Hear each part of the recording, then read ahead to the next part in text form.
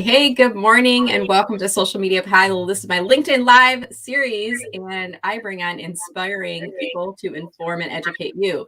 And I am just doing a little bit of a look up in the background, Adam, because last week StreamYard was having some issues pushing things to LinkedIn Live. So that's part of the reason I am asking people to comment below and let us know, is this thing on? Are you seeing us live right now? So before Adam and I jump into the conversation, I want to make sure that you are able to see us. I'm just refreshing my screen in the background on LinkedIn, and I saw the countdown ticker, so I think we're live. So if you're watching this and it is live, say yes, it's live, if you could.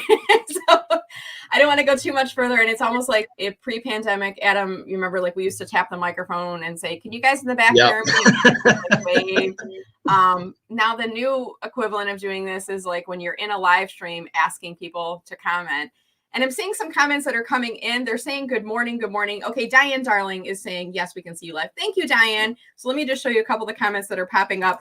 The ones that are saying good morning, like from Dan and Kenneth, Sufed as an example, I'm like, that's good to see those, but I want to make sure that we are seeing somebody saying, yes, we're seeing you live. And yes, Diane Darling, Diane, you've got a gray avatar on your head, which might mean that you are either private or you don't have your third-party settings enabled. I'll message you that later. But at any rate, Adam, I'm delighted to have you. You and I had some great interaction on Twitter. Was it about a month ago? Do you remember when that was? Yeah, I'd say about a month ago. It was right before like Thanksgiving time, and early November, I think. Yeah. Yeah. Yeah. So I was, and Adam and I have never met in person. We've never really had a conversation before today, but I feel like I know you, Adam. With our interactions on Twitter, you've always been very friendly, and kind of great segue to networking and relationship building, which is what we're talking about. But I was doing a series of, I'm still going through it, 50 LinkedIn tips in 50 days. And one of my tips was to link your Twitter account on your LinkedIn profile, but make sure that you're active on Twitter if you do so, because we don't want to send people to a dormant or an inactive Twitter page. And you jumped in on the conversation, and we started kind of like almost brainstorming together. And then I said, hey, let's do a LinkedIn Live on this, and let's have a live conversation. So here we are today, Adam, and I'm looking forward to chatting with you. For those people who don't know who you are, tell us a little bit about yourself and your business. Oh, right. Okay. No pressure. So for those who don't know me, my name is Adam Marks. I am here in Atlanta, and some people refer to me as the guy with the orange sunglasses. The 0 to 1 networker is a moniker that I didn't really give to myself, just it kind of materialized out of nowhere, it feels like. But my background is I actually learned how to cold email and really build relationships. I was in the music industry for like 10 or 15 years. I did the band thing for like a hot minute in high school. I did the college radio show thing. I've done music journalism. My first startup out of college was a music tech startup. So I learned how to really build networks through building networks with artists and producers and engineers and so on and so forth. And that was how I got into tech. I had a music tech startup, but I didn't even know where the science building, the computer, programming building was on my campus. And so I got into startups and tech really through Twitter, because I would follow people, and I had a lot of opinions about Spotify and SoundCloud and just the music tech landscape. And quite literally, one of the people who's now a good friend of mine, but at the time was somebody who I couldn't imagine would give me 2 minutes out of their day.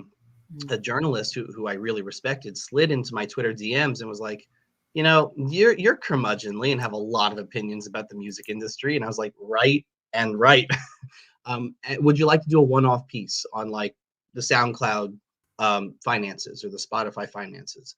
And that kind of snowballed into how I got into doing tech journalism and covering the music landscape. And I've done writing for Mattermark and Startup Grind and Crunchbase.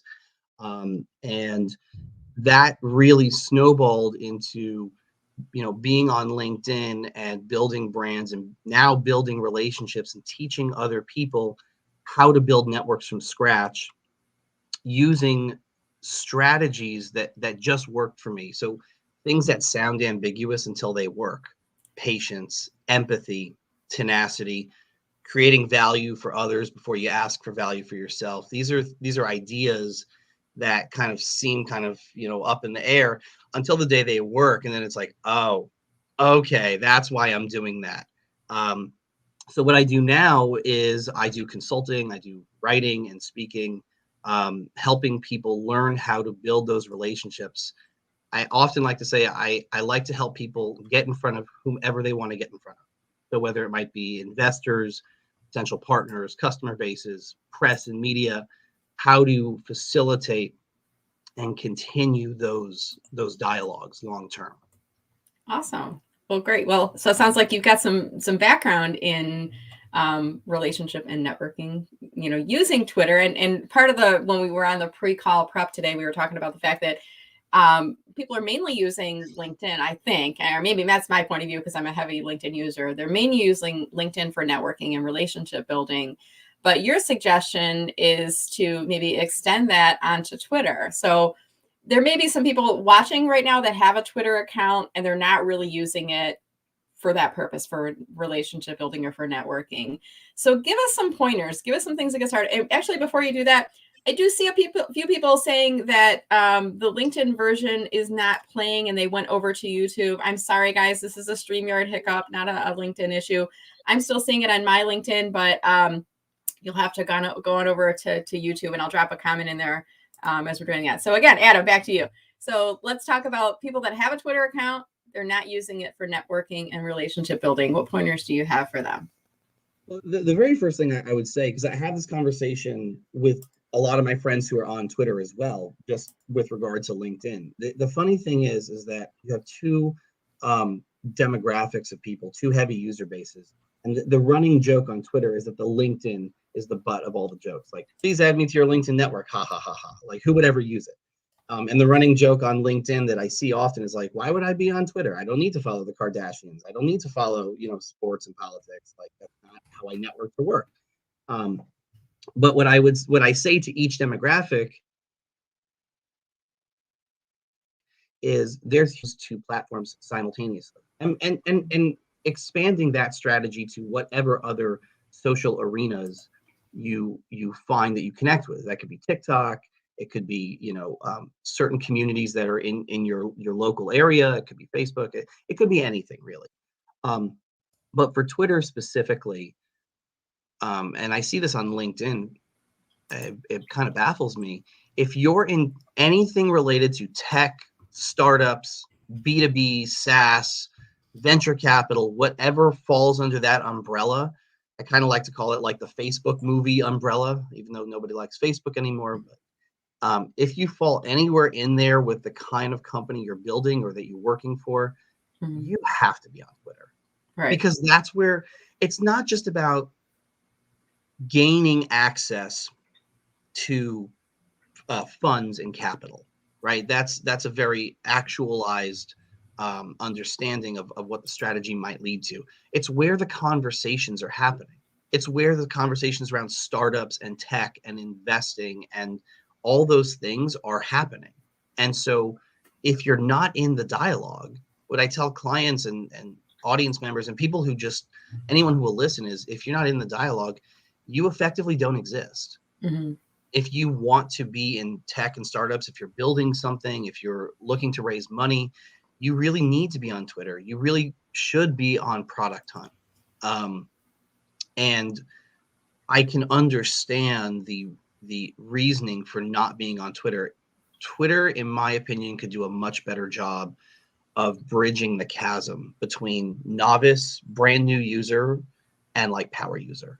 Mm-hmm. There's a huge chasm there, especially like their sign up process, in my opinion, isn't the best. It's like, here we've automatically followed like 10 accounts for you. And it's always like, the president of the United States and Kanye West and, Will Smith and famous actors, famous politicians, CNN and ESPN. Like there's a lot of time that it takes tailoring your Twitter so that the stuff coming through your feed is valuable to you. Yeah.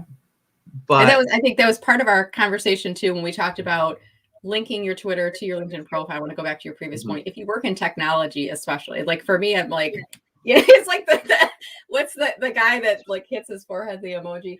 Like seriously, if you're working in technology, it's not just having a Twitter account, it's like actually using it. And Mhm. I mean, I kind of think about just at least go on once a week, see what people are talking about, post something.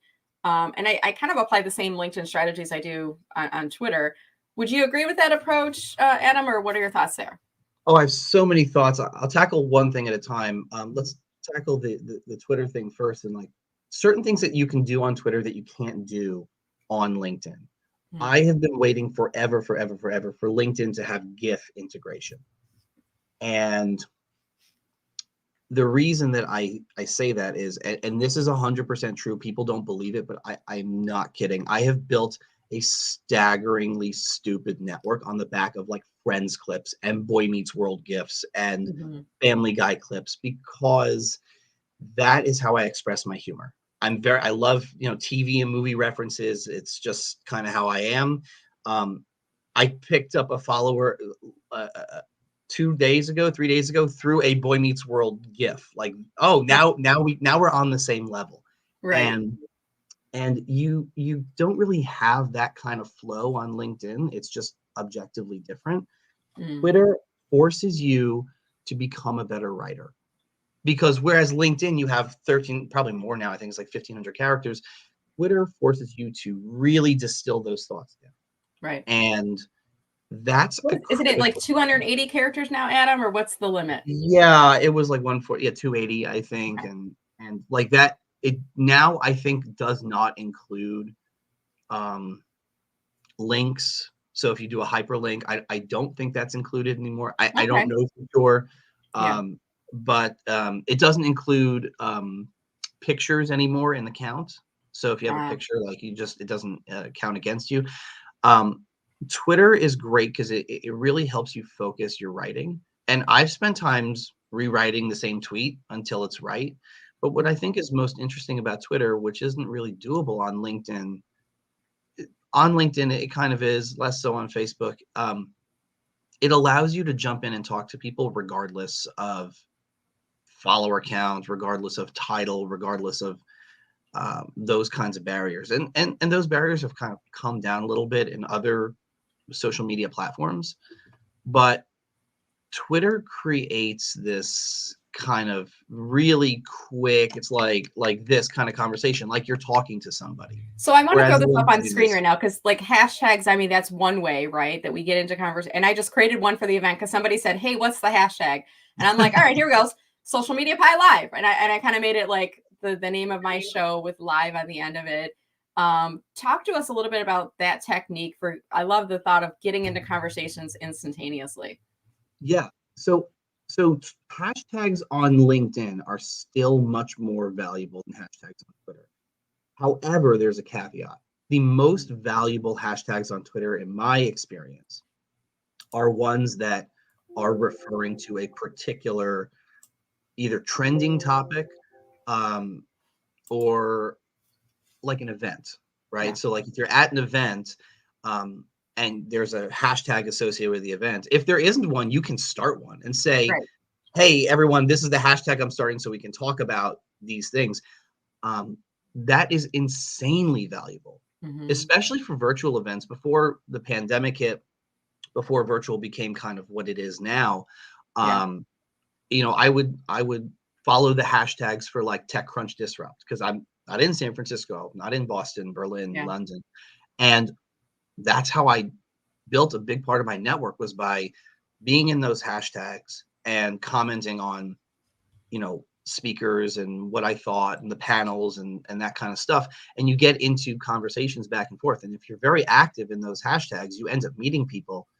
And this story is 100% true. It was in a hashtag at an event a couple of years ago, pre-pandemic, where I met one particular person in that hashtag because there weren't a whole lot of people tweeting. It was a film event. So most people were on Instagram or TikTok.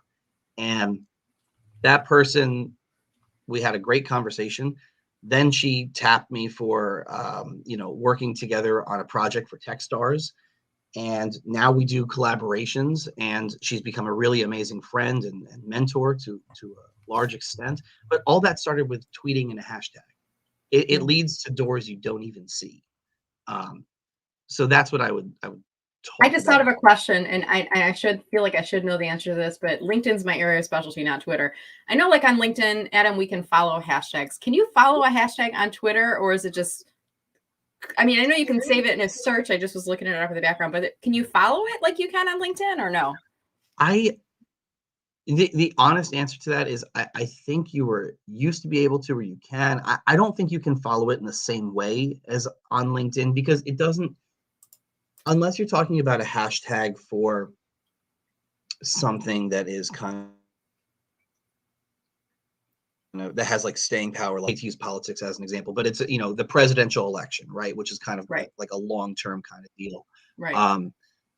You know, I sometimes say to people on LinkedIn who ask about Twitter, and people on Twitter too, like, there is such a thing as overthinking. Yeah. And LinkedIn is wonderful for like collecting lots of data, trying out the algorithm, seeing what works. Twitter is great for kind of like taking some of those training wheels off and just talking, right? And the reason I say that is because on Twitter you can learn how to talk in real time in ways that don't step on other people's toes. It's incredibly important in networking to recognize like how to be in a conversation without dominating the conversation. It's incredibly important to learn how to share something without making it about you. Right. And so, I tell people that like 85% of everything I tweet or post or share isn't about, or I think is building something great or a really cool company or a mission I really believe in. And that builds networks like wildfire. Yeah. And Twitter's a really great place to do that. And I see you doing a great job too of tagging in other people in on conversations and talking about them or with them, as opposed to just talking by yourself. Expand on that technique a little bit more if you could. So this is actually one of the big differences between Twitter and LinkedIn. Critical differences I had to unlearn from Twitter in order to become successful on LinkedIn, and where people who are coming from LinkedIn often stumble. On LinkedIn, it's very, very acceptable to write a post, and maybe you tag 4 or 5 people in the post, but you then do a block tag, right? Like, would love to hear from these 20 people, you should go follow them, and you tag 20 people. And while you should always be aware of whether or not people want to be tagged, typically people do want to be tagged because it helps them build their network. I would agree with that, but I would say don't spam tag someone. Like, tag me if it's relevant. Don't spam. Like there's one I get like the dancing goat video. He's like dancing to Staying Alive, and like people tag me. I'm like, what the heck? Like, that has nothing to do with me. I mean, no offense to goats. I love goats. Maybe, my son says I'm goat. I don't know what that means, but but greatest of all time. Right. I know. I'm just kidding. But like, don't spam tag. Like, and sometimes I created a blog and I'll like reply back and I'll say, hey, thanks for the tag. Follow me here. Here's my newsletter. Here's my company page. Buy my book. Like, I'll spam them back. Right. And sometimes I'll remove the tag, but I think you have to be strategic about doing that on LinkedIn. What's the difference with that with tagging on Twitter? So on Twitter, there's a name for it actually. It's called a Twitter canoe, and it's where you see these long blocks of tags. What's it called? Twitter what? It's called a Twitter canoe, like on a Twitter lake. canoe. I've never heard that before. I didn't know what it was until one day somebody used it, and I was like, I don't know if that's a thing, but I'm using it now. Okay. And they can be precarious. And the reason that I say that is because it depends how you're tagging, who you're tagging, and the words, obviously the words used. So like, I typically don't use that function unless it's like something that is fundamentally not about me. So I'm not going to be like, hey, I just wrote this great LinkedIn post, 40 tags. Surefire way to get blocked, muted, and blocked if it's a bad day. I use that for like, here's a conversation about somebody tweeted like, who are new female founders I can follow, right? Because a big problem is that female and non-white founders have a hard time getting in front of people who they should be able to get in front of. So accessibility, which, you know, I'm a big believer in. So I will say, here are 40 tags, you know, here 40, you don't get 40, but here's like, you know, 15 amazing female founders, or 15 Right. amazing non-white founders, or 15 people building great companies with regard to diversity and inclusivity and accessibility. And like, then it's more okay, because you have a particular group of people and you're trying to give the spotlight and the credit to them, right? Mm-hmm. Here are 10 people who just really inspire me. You know, 10 people who really bring such value to the conversation around marketing or branding or sales or whatever. Okay. And so then I think it's a lot more okay, you know, acceptable to use a Twitter canoe. But there's also the caveat that, like, every time somebody comments on that, Mm-hmm. all those people are getting tagged. All Right. those people are getting notifications. So if you're Right. going to say, all right, listen, I want to highlight these 40 fantastic founders, you know, and you can only fit or X amount per thing. Right. What you can do is, in the second tweet, in the third tweet, you can go in and you can untag all those prior people. If Mm. they want to be tagged, they'll find it. You know, So it's is it better, Adam, though, to like, rather than starting with like a Twitter canoe of like 10 people, like just to mm, tweet one person individually? And this is a technique I'm picking up from my corporate marketing days, when we would want to send out a thank you note to our sponsors, and we might have two IT companies that were sponsored. And I noticed, like, if I ever tweeted them together, neither of mhm. them would participate because they didn't want to give visibility to a competitor. So is it better to do more like solo tags in tweets, or is it better to gang them up Hmm. together? The answer to that is, it depends who you are talking about and the reason for it. So Okay. in networking, I believe networking is not zero sum. Mm, Certainly in tech and startups and you know, doing what I do, there's not a winner and a loser. It's not like in sports. I understand people have different competitors. Although one of the things I love about the startup world is that, yes, you have competitors, and venture capitalists are competing for deals and people are competing for money and attention. But mhm. generally speaking, we try to create a communal dynamic of, like, I mean, we do all need a community. We do need a community. Like here in Atlanta, even if you're an investor at one firm and not the other firm, like, you might be competing for the same deal, but you're still bringing value to our overall community. So Yeah. what you say makes a lot of sense, and I can see that. Um, I tend not to really focus so much on that. I mean, if somebody decides not to like it or not to retweet it, that's okay, Yeah. because I haven't taken anything away from that person or their company by saying this is a great marketer Mhm. and saying this other person's a great marketer. Like, Right.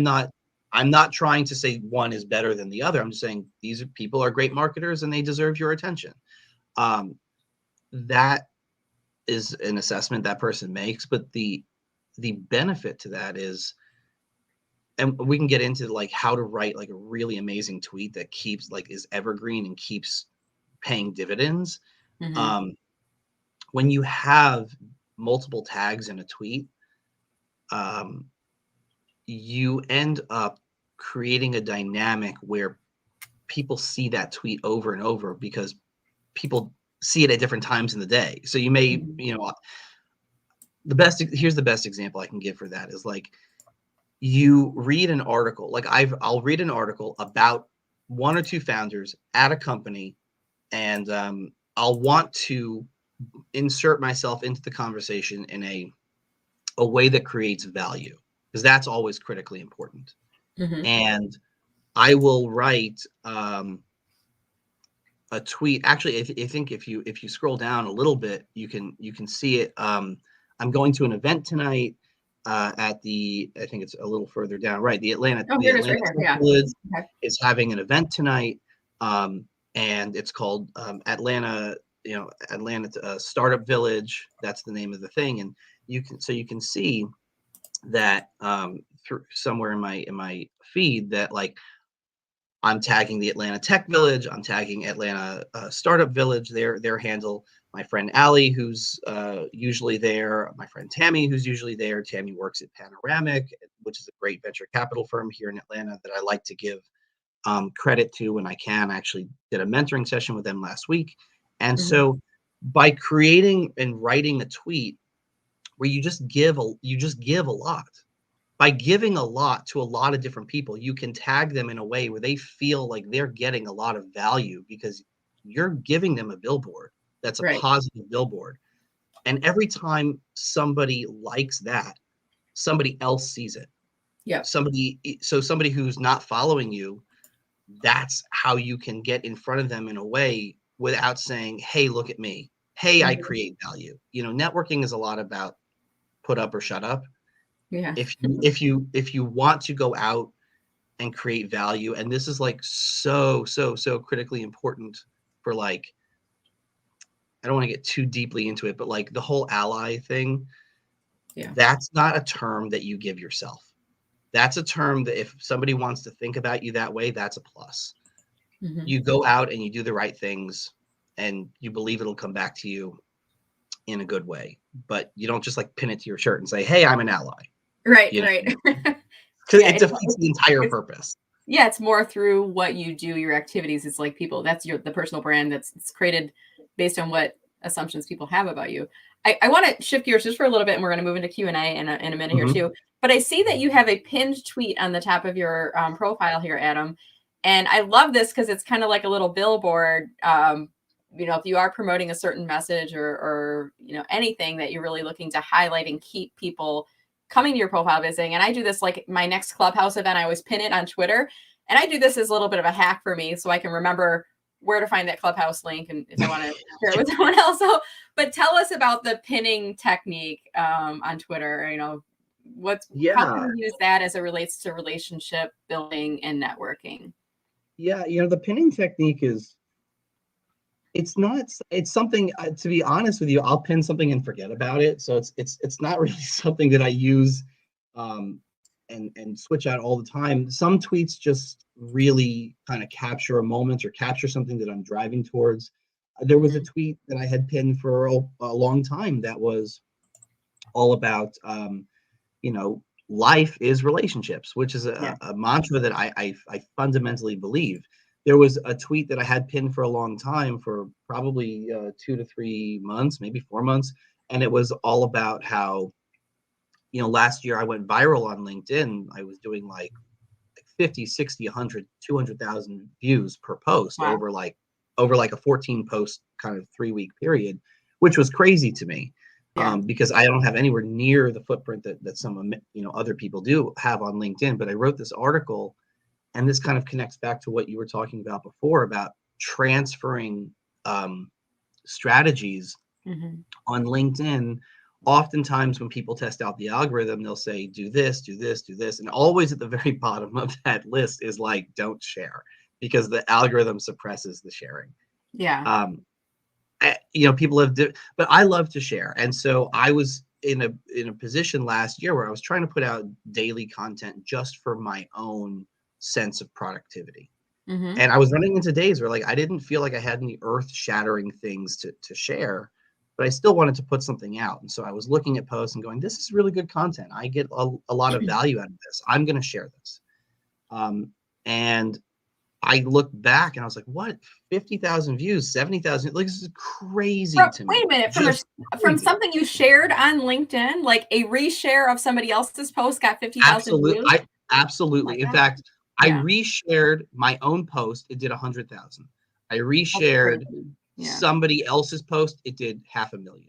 It makes me think like the day that day or that time period when that happened, like the person who was monitoring the algorithm forgot to plug in the suppression thing, and, and you like fell in the middle of it, and you got like all this reach because it would seem if somebody is doing an amazing job on a post, you're like, let me share this with the world. More people can see the message, and then you do, and it doesn't get as much reach. And it sounds like for this period of time the algorithm gods were like rewarding you and they were like giving you more and more. I mean, what was it about? Was it about It was something controversial? No, it was no. That's the thing is that like Yeah. so the first one I did was like I saw a post from somebody who I follow who I really like her content. And it was about like 10 marketing tips, and I was like, oh, this is Yeah. cool. I Okay. tried tips 2, 4, and 7, and so my post, and I started writing posts according to how I write posts on Twitter, which means at the top, always, always, always give credit. Mm, Always tag the person if you're able to, or tag their, their company page if you're able to. I tried to ask a question. I tried to explain what I got out of the post, so it's not just like like here's a great post. It's like I really enjoyed this portion. I'd love to hear more about this portion. mm-hmm. Um, and so you can see like on my the pin stuff at the top, like you featured, that's what they call it on LinkedIn. And featured, yeah. I ended up writing an article about like how I went viral by ignoring one of these like rules of Wow. LinkedIn, and it was just crazy.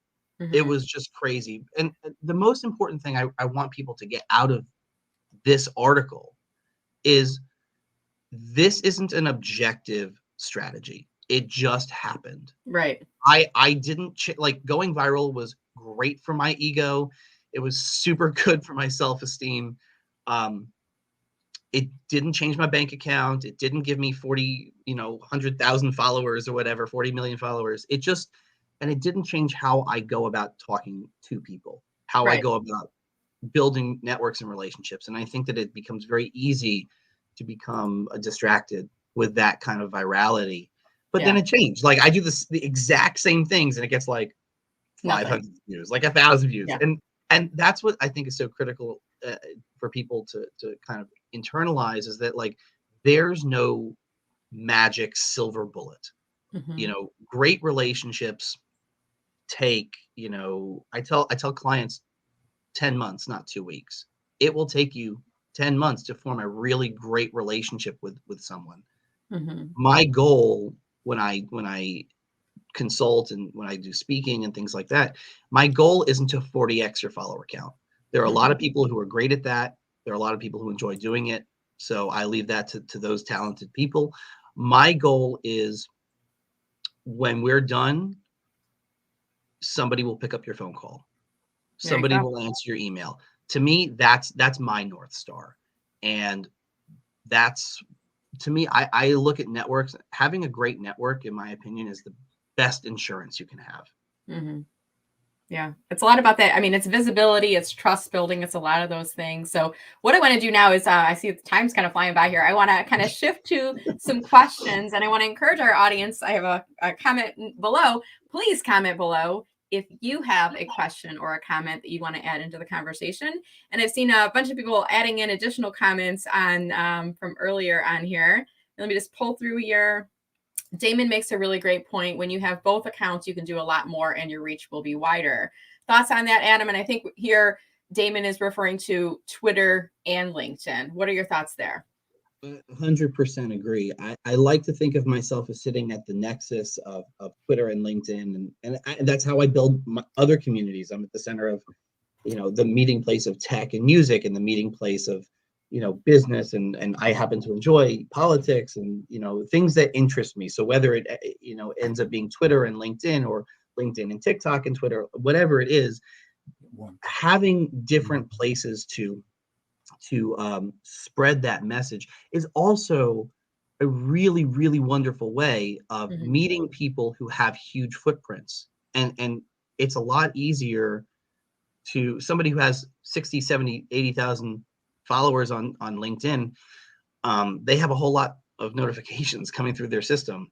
Right. But if they're at 2,000 followers on Twitter, while I don't try to game follower count, just statistically, it's a lot easier to stand out from 2,000 than 70,000. True. Even I can figure out those numbers. So Mm-hmm. it's about assessing, is this person trying to create value in this new area? Maybe I can help them create value in that new arena. Good point. I like that. Small. It's like kind of you do the math. The opportunity is just greater to have that one-to-one connection. Another question coming in for this is by Kenneth Lang, who does specialize in working with job seekers. And I kind of think Kenneth knows the answer to this question, but we're going to ask it of you, Adam. Is Twitter a good place to look for jobs by hashtag? Have you seen that happening? Hashtags for job related tweets and posts? I have seen it happening. I would say that I know more people who have um, had doors open to them for jobs through networks. Right. So through conversations. Does that mean that those conversations didn't start in a hashtag? No, maybe they did start in a hashtag. I've had jobs come to me through conversations that started in a hashtag.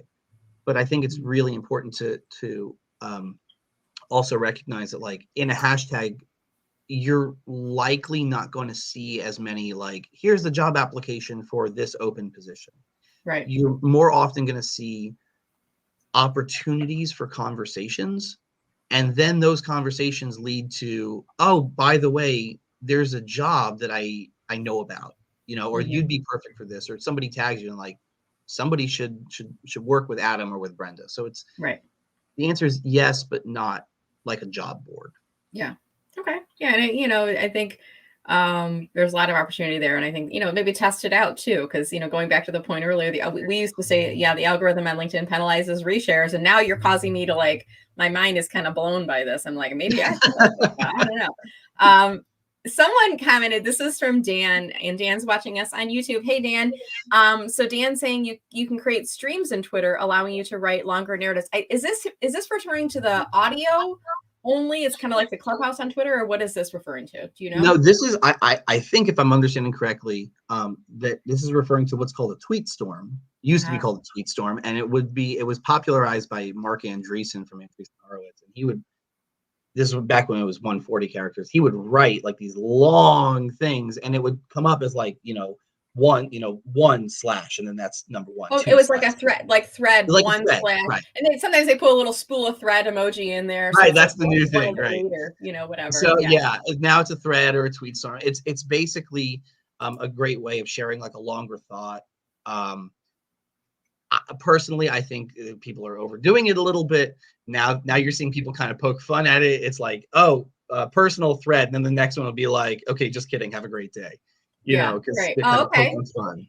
I saw some guy over the weekend. I'm gonna see if I can find it, but he tweeted, he was like, it was like 8 threads of people doing threads on marketing. And I was like, wow, it was kind of brilliant. Like, he had like 8 threads, and then within that there was, he tweeted and tagged 8 people. I just thought it was like, and it was marketing, which is like, be still my heart. I love marketing. So, I mean, it resonated with me. I think it was a really clever use of that. Let me do one more question, and then we're going to start to kind of wrap up our conversation here today. And by the way, guys, if you're watching, if you're on Twitter, hey, use this as an opportunity to grow your Twitter following. Drop your Twitter link into the comments, whatever network you're on, and I'll give you a follow. I'm sure Adam will as well, and probably some of the other users will as well. So let's see here. This is a question from Susan Nee, and I think Susan's looking to change jobs and change industries. So she's looking for an answer to the question, how to build strong relationships with people that are in different industries. And I think this is right up the alley on the topic today and your expertise, Adam. So what do you think there? Yeah, I'm so happy that this question was brought up, because oftentimes people kind of stay in their lane, whether it's marketing or sales or whatever. And the answer is that you really need to kind of push yourself to be a little bit comfortable stepping outside your comfort zone and being in a conversation where you don't know everything, where you're not the expert. I think what tamps down networking opportunity for a lot of people, and not just on Twitter, just in general, is people don't want to feel stupid. Like, the number one thing is, like, why aren't you out there networking? It's, well, I don't want to feel stupid. And that's a total normal feeling. But Twitter is a great way of kind of, I call it the lucrative strategy of lurking. You can kind of sit and watch a thread and absorb material. This is how I got into tech. Was I would follow certain venture capitalists and journalists and other founders and people who I was looking to emulate the positive examples of, and nobody's perfect, nobody knows everything.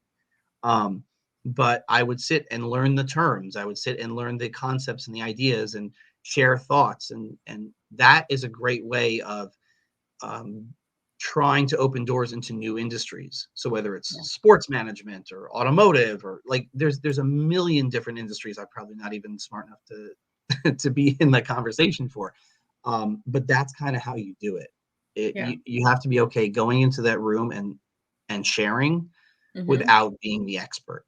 There And you that's how go. you learn. Getting into the conversation, I think, and it's a great way, Susan, for you and other people who are thinking about trying to break into a new industry for a job, finding the people who are thought leaders. And to your earlier point, Adam, sometimes it's easier to have access to those people on Twitter. I found, like, they have huge following, like you said, huge followings on LinkedIn, but I'm able to one-to-one message them or tag them or respond to them, and they like my message, they like my comment. So I'm like, okay, they saw it. And you can't always do that on LinkedIn, nor do you get that engagement. The last question, there's actually two questions that are kind of related, and I'm gonna, I can't show both of them on screen, so I'm gonna show Aaron. Hey, Aaron, how you doing? Aaron's question first: do I need a business handle for Twitter, or is it better to use my personal one? And then I think this one might be Diane Darling. I'm not positive, but says LinkedIn users, if you are a busy exec, who should manage your Twitter or your LinkedIn account? I'll talk about the LinkedIn part.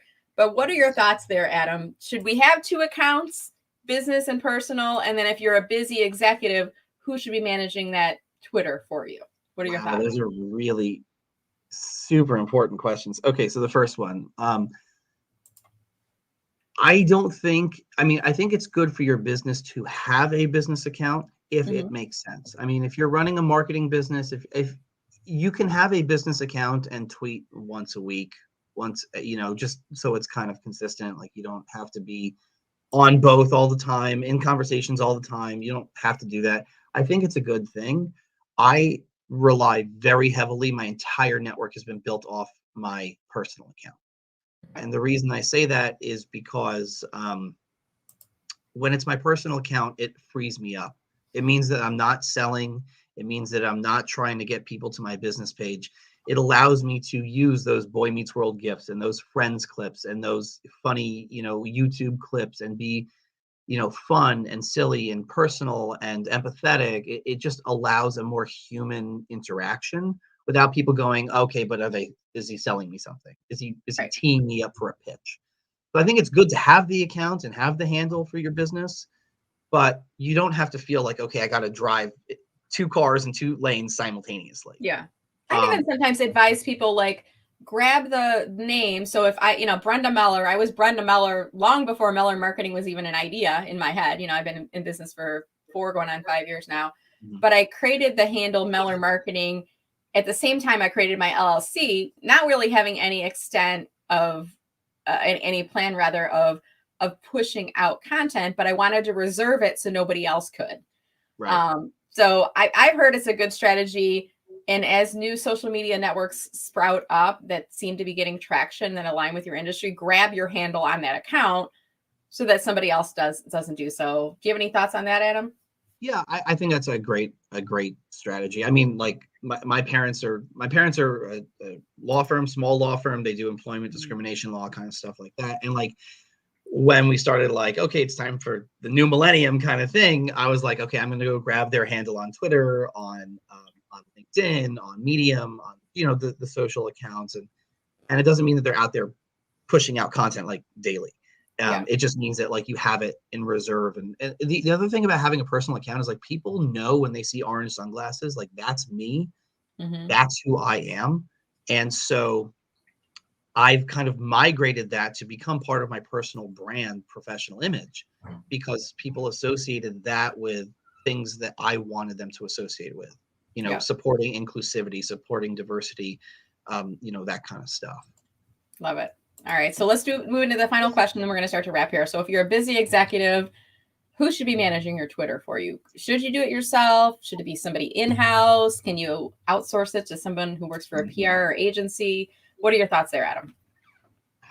I don't think there's one right answer. I think there are a lot of amazingly talented social media managers who just do an amazing job. I mean, I'm thinking of, I can't remember her name, the person who built the Wendy's Twitter account, like, yeah. and gave it all that vicious snark and fire. Like, she worked for Wendy's, and then she works for somewhere else, I guess, now. But like, that person is immensely talented at what they do and built a whole persona around this account. Like, they're more than just a restaurant now.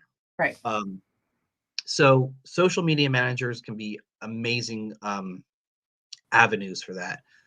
I happen to be a really a big believer in, if you can handle it yourself, handle it yourself. And the Okay. reason why I say that is not to put more work on your plate, but because it's more personal. Like, I've built more relationships off of, oh, you like Metallica? I like Metallica. Like, here's a Metallica clip. Like, quite literally, that is how I started writing music tech journalism, was through that kind of interaction. I know more about CEOs who run public companies, or CEOs who run companies, or I know more about those people, like, as people. I know what music they happen to like. I know what kind of sense of humor they have. To me, those are the most important things. Even if I don't know them personally, then you start to see openings for opportunities. And so if you can run it yourself, I mean, everyone's busy, and I respect, that time. Yeah. If you can do it, I think it's a good idea to get as good at it as you can, because it also helps sharpen your writing skills. So there's a Yeah. plus there too.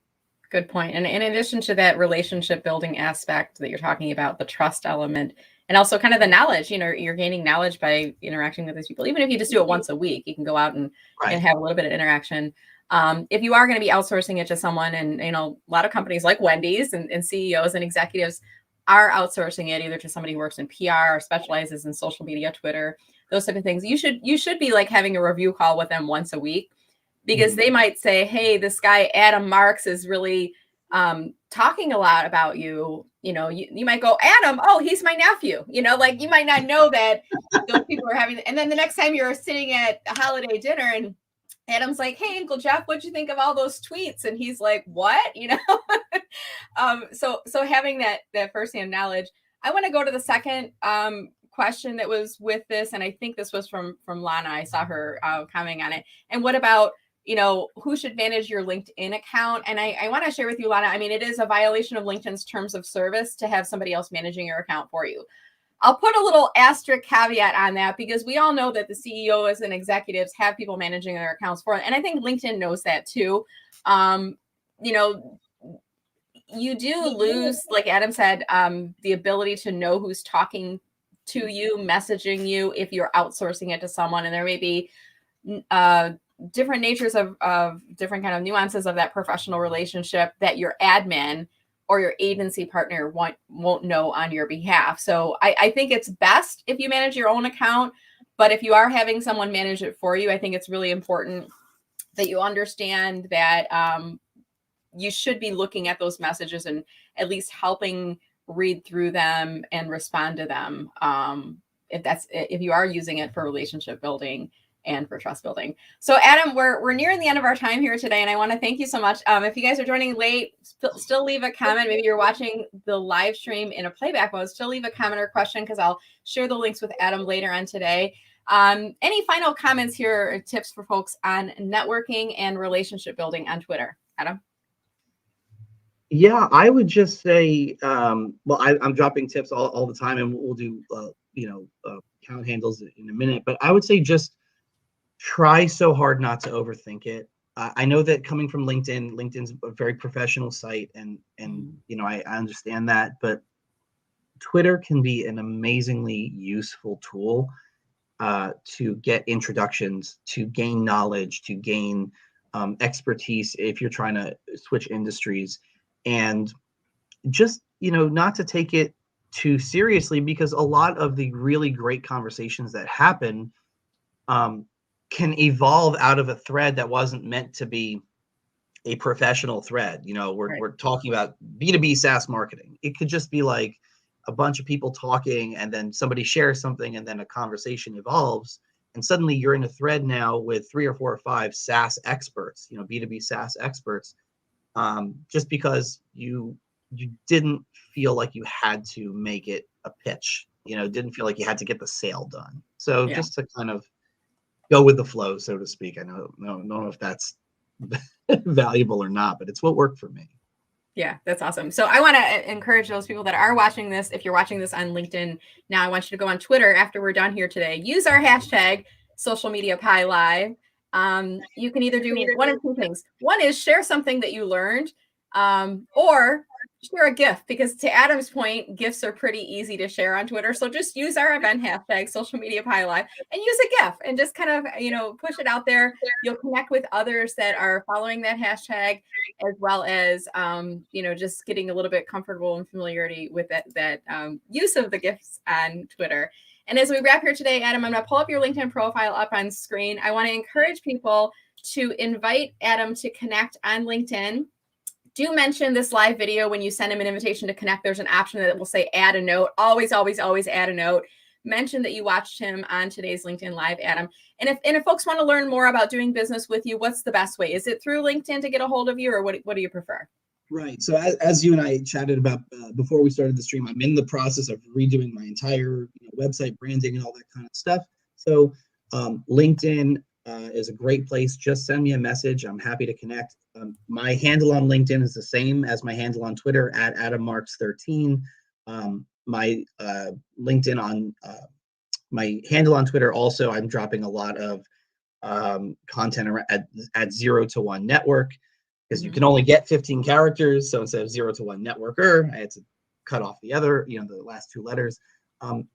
My DMs are open on Twitter. My messages are open on LinkedIn as well. And just send me a message, AMA. I mean, if you want to add more questions about Twitter, I'm happy to answer them, or questions about LinkedIn or how to use them together.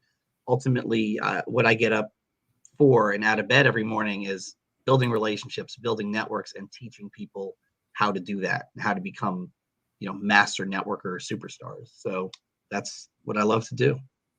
Awesome. Well, thank you so much, Adam. It's been a delight chatting with you today. You're as personable on live video as you are on Twitter, so you have brand consistency there. Thank you so much. Thank you. All right, guys, I want to thank everyone for watching. If you enjoyed this discussion, I'd love it if you could go onto the video as soon as it's done playing. Click on the share button. Share this video along with your network. You can do that on LinkedIn. If you're on YouTube, you can grab the YouTube link and go post it on Twitter as well, right? Share it along with others. And we invite you to continue to watch other videos in this series. You can also subscribe to my VIP email list. Whoops, not this one right here. Let me give you another one. It's like when you're doing this in the background here, it's like a piloting, co-piloting kind of thing. Here, I just want the playbacks. Go to melonwriting.com/subscribe. You can join my VIP email list, and I'll give you notifications about upcoming videos in this series. On behalf of myself and Adam, thank you guys so much for watching, and have a wonderful day. And we'll see you guys either on LinkedIn, or maybe we'll see you on Twitter. Take care, everyone. Thank you.